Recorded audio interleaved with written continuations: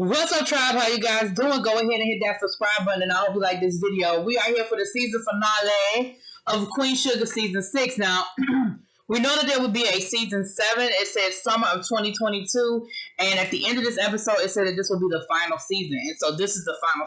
So next season is going to be the final season of Queen Sugar, and I'm okay with that. Like, it's a really good show.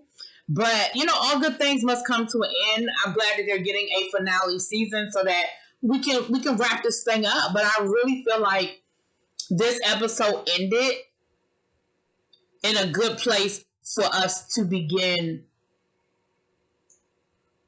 to close out these storylines. We will get to it though. So let's start at the beginning. Beginning this episode,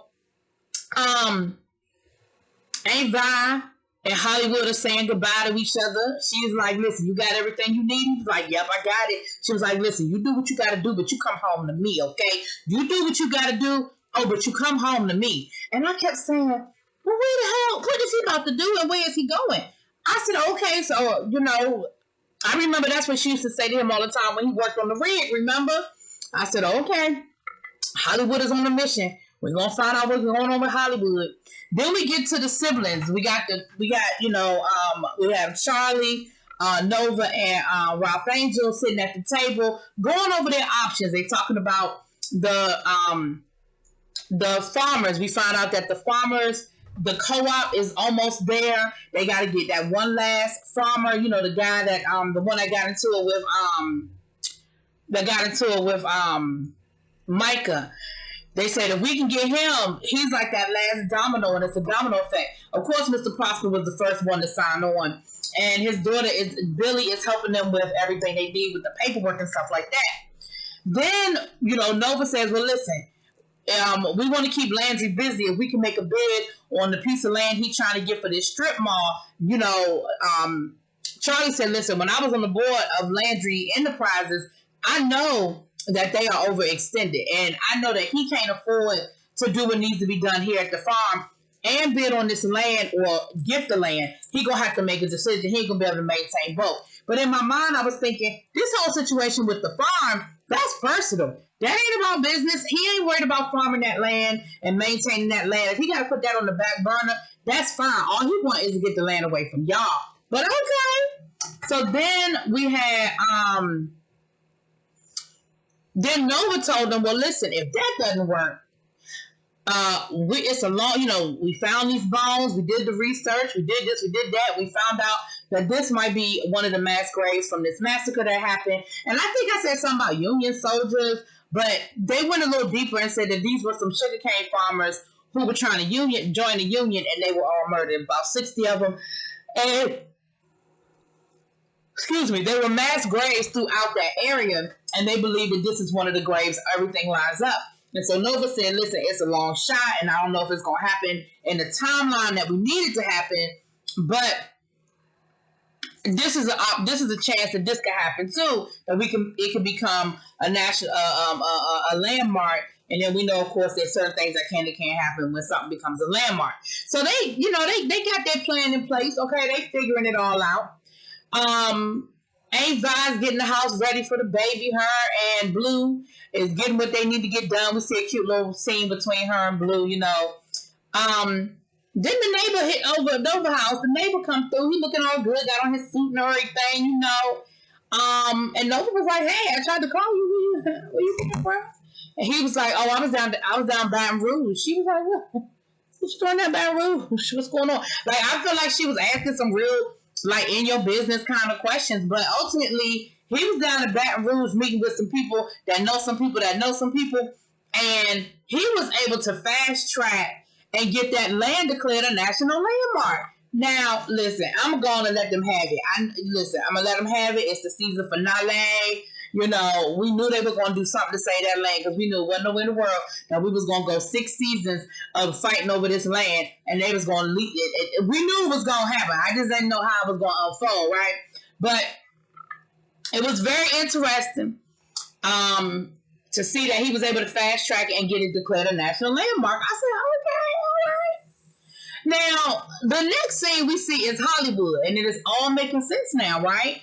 Hollywood is, playing pool and he's letting himself be hustled. No good and daggone well Hollywood could win. But he lost to a bunch of, little thugs or whatever. And ultimately, he uses that as a way to open up the door. And he's asking him, excuse me, he's asking him about looking for some work. He's like, listen, I need some work. I need to make some fast money. What's good? And at first the guy acted like he didn't know what he was talking about. Like, listen, I don't know what he's talking about. We all looking for work. But Hollywood roughs him up a little bit. He get a little thug on him. I said, okay, Hollywood getting a little thug on him. And he's telling that man, listen, I need some work. Now, listen, I'm going to let you win my money, okay?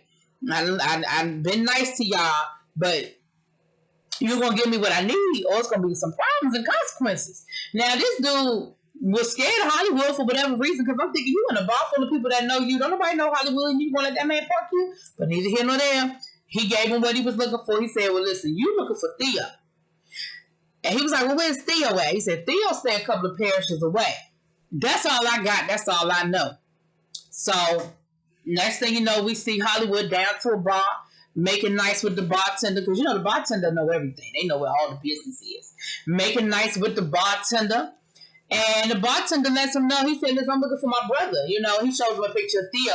And the bartender was like, you don't know who your brother is? He said, man, we fell out. We was fighting over some chick, but I'm really looking for him. And, I heard that he might be in this area. And the guy said, yeah, Theo comes through here. He said, Theo comes through here about 3 nights a week. He always comes at closing time, though. So Hollywood was like, okay, well, let me get a couple of more of these drinks in me. And I'm sitting here and wait for my brother. I might get lucky tonight, right? So that's what's going on with Hollywood.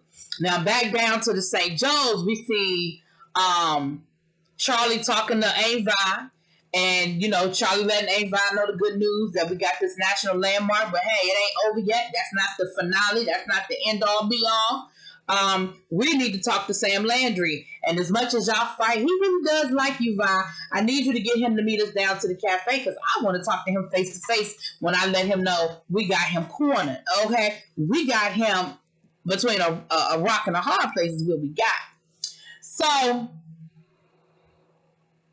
Billy and Mr. Prosper, they have come a long way. She bought him some flowers. He said, what did I do to deserve this? She said, listen, you ever heard the saying, give somebody their flowers while they still here to appreciate them? He was like, yeah, what you trying to say? She said, well, I just want to bring you your flowers, Daddy. I love you, and I'm glad that we've had this time together, yada, yada, yada. So he was like, did I hear you this morning on the phone with your hubby? And she said, yeah. She said, honestly, we just been kind of best friends for a while. I love him, and all of that. But at this point, our relationship is sort of just dissolved. We're empty nesters. The kids are growing out the house, and we just kind of looking at each other every day like, hey, how you doing? And he says, I get it. I can understand where you're coming from. She was like, I want that kind of, that passion love, like you and Mama had kind of love. And me and him had it, but it just ain't like that no more. And so she said, I'm gonna talk to him tomorrow. We need to have a real come to Jesus kind of situation. So the next day she talked to him, and she said, it didn't go too well, and it's gonna probably not gonna be a sit. It's gonna probably be a no-go. And I feel like that's their way of bringing Billy back for next season and let her be on this season. She's not gonna go back to Chicago, right? Well, keep going.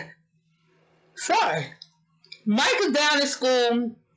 Isaiah comes to see him. He'll text Isaiah. Isaiah came through and he apologized. He gave Isaiah the picture of the two of them, and he said, I really want to apologize. He said, normally I don't really worry about people's opinions of me, but for whatever reason, I got in my head, I let it bother me, and I was a jerk to you. And for that, I apologize. And Isaiah was like, listen, bro, I hear you. I receive it. I appreciate it. But I really feel like we need to have a deeper conversation about why you responded like that. Like, why were you so, why was you tripping? And Michael was like, you know what? Here's the thing. We have a connection. We do. I'm not denying it. It is what it is. But we definitely do need to have a conversation. And we need to figure it out. So later on, we see them talking. We see them, and they, they had a really deep conversation about their feelings. And Michael was really honest, saying, "Listen, I know that my feelings, I am attracted to you, and I know that my feelings for you go deeper than friendship." He said, "But I don't want to sleep with you. Like it's not that, but it is definitely more than a friendship, and that's just kind of where I am with it." But they had an honest conversation, and that's sort of where the conversation ended. So, they're not going to be in no kind of relationship or nothing, at least right now. But Micah is definitely feeling something he's never felt before towards another man, right? He's processing that. And I think he's taking his aunt's advice when she told him, listen, take your time and let it come to you. Don't force anything, don't rush anything, don't run from anything, but just take your time and let it come to you, right? So I thought that was really, I feel like that's what Micah is doing. So again, that's one of those doors that they left open for next season. It may not necessarily be with Isaiah, but I wonder what they're going to do with Micah's character next season as far as his sexuality is concerned. And I think, it'll be interesting to see where that goes.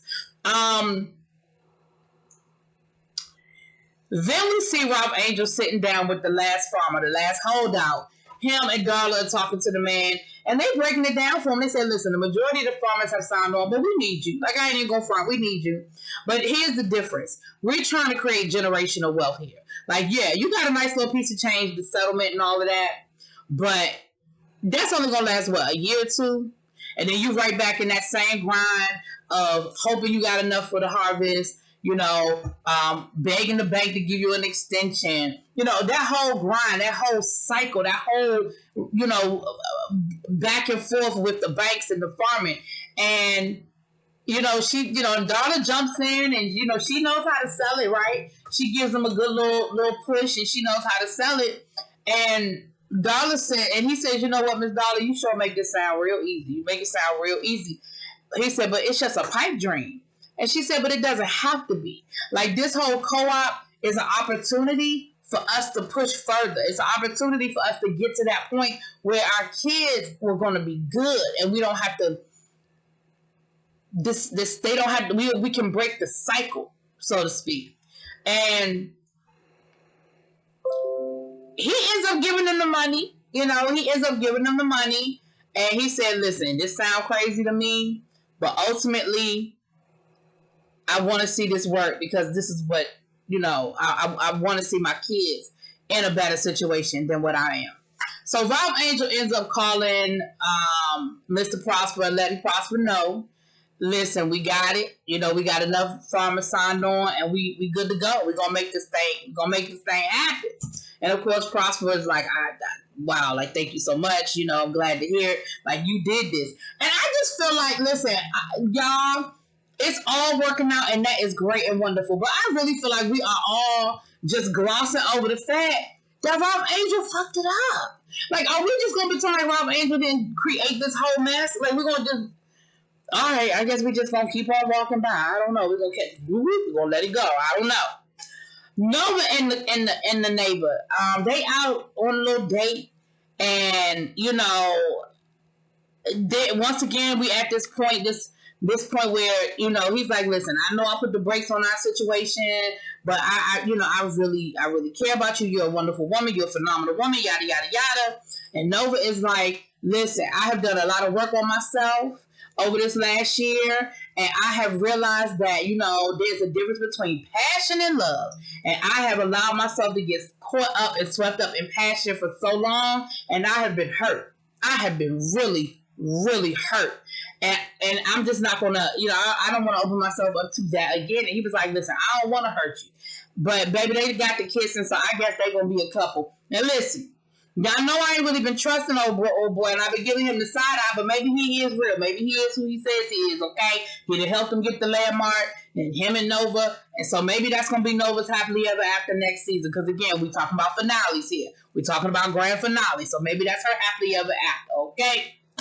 Now, we see Charlie on the phone with her ex-husband / boo / baby daddy. And he's asking her how she's doing and how she's feeling. And she said, listen, I did the thing. I was shaking hands and kissing babies, and I was smiling at the right places and nodding my head. She said, but you know what? It just ain't. It's just not what I thought it was gonna be. It's not as fulfilling as I thought it was gonna be. It's not giving me what it was supposed to have given, and I'm just not sure how I feel about the situation. And he says, well, it's you're gonna figure it out. We know you're gonna figure it out, and so.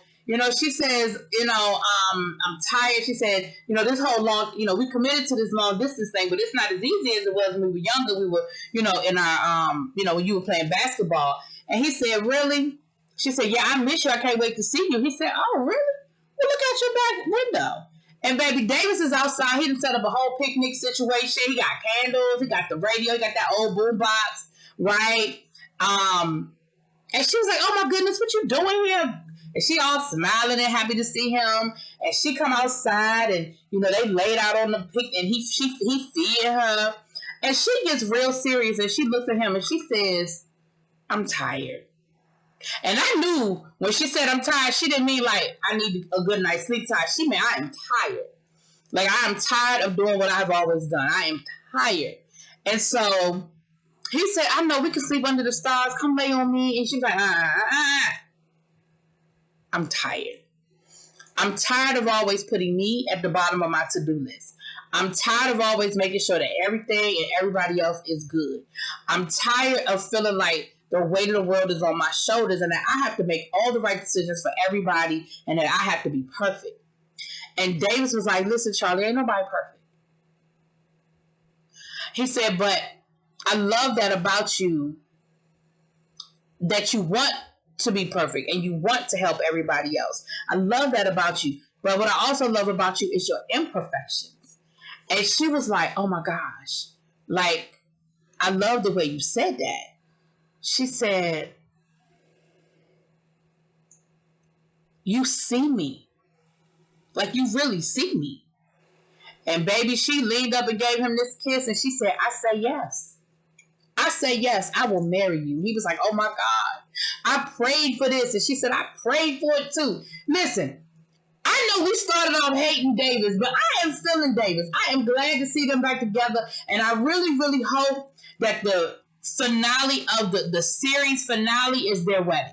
Because then it will bring us full circle, right? We started the show off with them getting divorced and that whole nastiness and her moving back to St. Joe and all of that. I feel like that would be a perfect series finale is their wedding.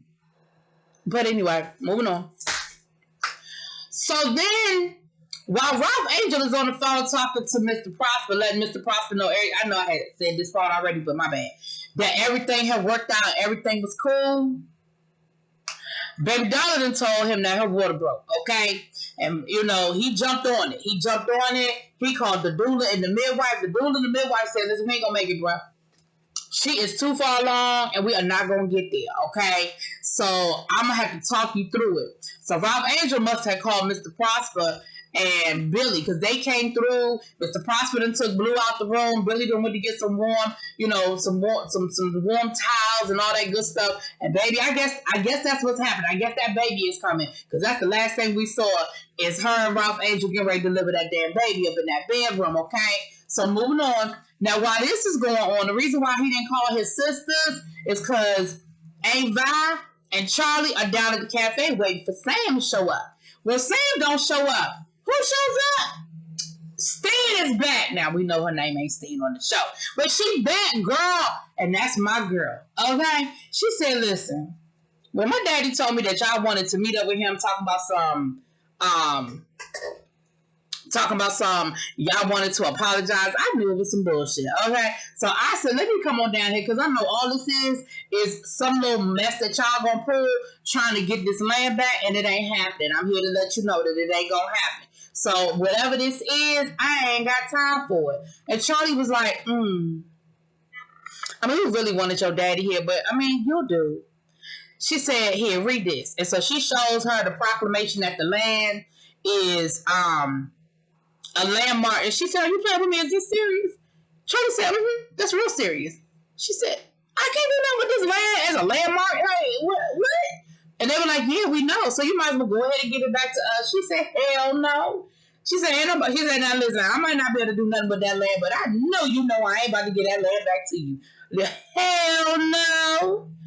And so then they said, okay, that's cool. Well, if that ain't gonna work, we got the farmers together. They've created a whole co-op, and we're gonna go ahead and put a bid on that land down to the strip mall you trying to get. As you know, Steve laughed at that. She said, "Y'all ain't about to." You think I'm scared of a couple of farmers who don't put their money together? You can't outbid me. What is wrong with y'all? She said, listen, I fully expect for y'all to sign that paper over to me, sign that deed over to me, Ralph Angel, later on this week, and I'm done with this. I told y'all I didn't have time to play these games. Well, baby, next thing you know, here come Hollywood coming through the back door. Who we got with him is Theo. Now, Theo got a couple of black eyes and some blues and some other stuff. So I feel like him and Hollywood had a real good conversation. And Theo is ready to tell all. Theo says, listen, I got some things to tell. And I'm ready to tell it all. I'm ready to spill all the tea. And Steve looking at him like, Theo, we had an agreement. He said, no, y'all done enough damage. Y'all done enough things. And I'm letting you know now, if y'all gonna back up off Ralph Angel, or I'm gonna go ahead and say what I know. I'm gonna have to tell it, and if I tell it, I'm gonna tell it all. And the look on her face let me know that that whole thing with Ralph Angel is the tip of the iceberg, baby. When they said tell it all, her face was like, oh shit. So she was like, I tell you what, if you tell them farmers to back up off that strip mall land that I'm trying to get, I'll give y'all damn farm back, okay? If that's cool. And so they were like, well, we're going to talk to Ralph Angel and we're going to figure it out. Now, personally, I don't think that's right. Because y'all put that co-op together to try to get that land. I understand that, you know, keeping the land in the family is important too, but y'all need to figure out a way to do both, okay? I feel like y'all need to figure out a way to do both. But neither here nor there, baby, that is where the episode ended, okay? That is the season finale of season 6 of Queen Sugar. Y'all let me know what y'all think. Tell me how y'all feel about it. Peace.